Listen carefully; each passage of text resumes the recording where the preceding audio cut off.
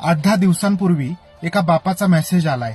दोन्ही मुलं कॉलेजला शिकायला बाहेर आहेत, खर्च भागत नाही, शिफ्टमध्ये काम करावं लागतं, काही आजार मागं लागलेत आणि पैसा नाही दिल्यानंतर मुलं चिडचिड करतात. अर्थात ते वडील मला भेटून गेले आणि त्यांनीच हा व्हिडिओ मला बनवायला लावलाय. मित्रहो, मी माझ्या प्रत्येक भाषणामध्ये, व्याख्यानांमध्ये पालकांना, विद्यार्थ्यांना हे कायम सांगत असतो की वय वर्ष 15-16 नंतर आपल्या लेकरांना आपल्या आर्थिक परिस्थितीची पुरेपूर जाणीव करून देणं हे पालकांचं काम आहे. तिकडे परदेशामध्ये 15-16 वर्षाचं मूल कितीही श्रीमंत घरातलं असलं तरी सुद्धा ते कुठेतरी हॉटेलमध्ये, पार्कमध्ये, रेस्टॉरंटमध्ये, ऑफिसमध्ये पार्ट टाइम काम करतं आणि त्यातून ते त्याचा पॉकेट मनी म्हणून खर्च करतं.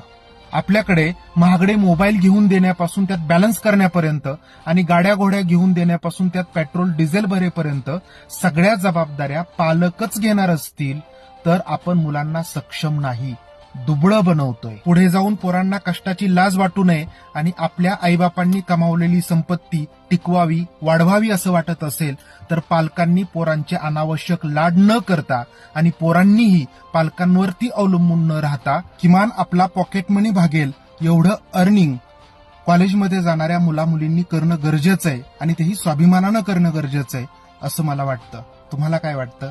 जरूर कळवा.